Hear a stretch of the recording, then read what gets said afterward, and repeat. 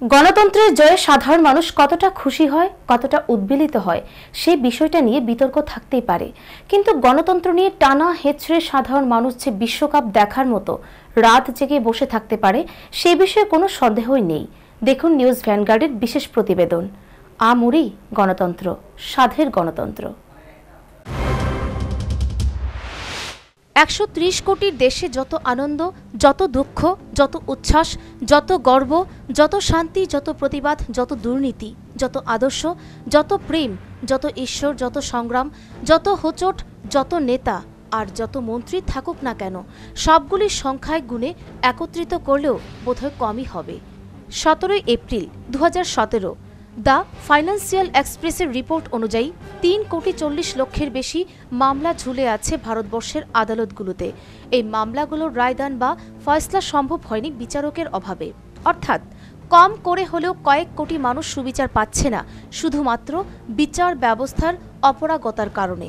বলিউডের হিরো সানি দেওল যেমন বলেছিলেন, তারিখ পে তারিখ, তারিখ পে তারিখ, ঠিক এইভাবেই তারিখের পর তারিখ, দিনের পর দিন ঘুরন্ত নাগরদোলায় আটকা পড়ে ঝুলছে ভবিষ্যৎ।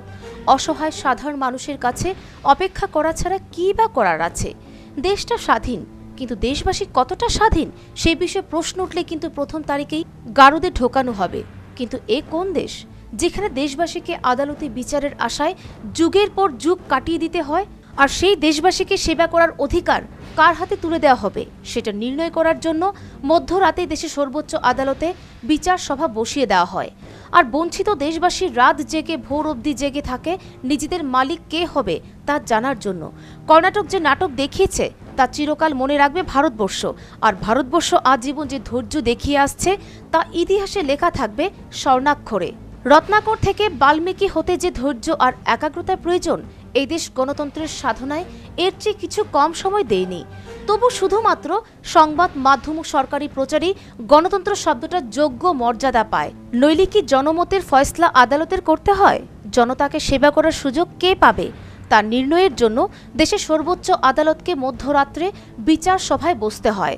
ভোটাধিকার মানুষের গণতান্ত্রিক অধিকার, কিন্তু এ কোন গণতন্ত্র যেখানে ভোট গণনায় ফয়সলা হয় না? তাই বোধহয় দ্বিজেন্দ্রলাল লিখেছিলেন, ওমা তোমার চরণ দুটি বক্ষে আমার ধরি, আমার এই দেশেতেই জন্ম যেন এই দেশেতেই মরি।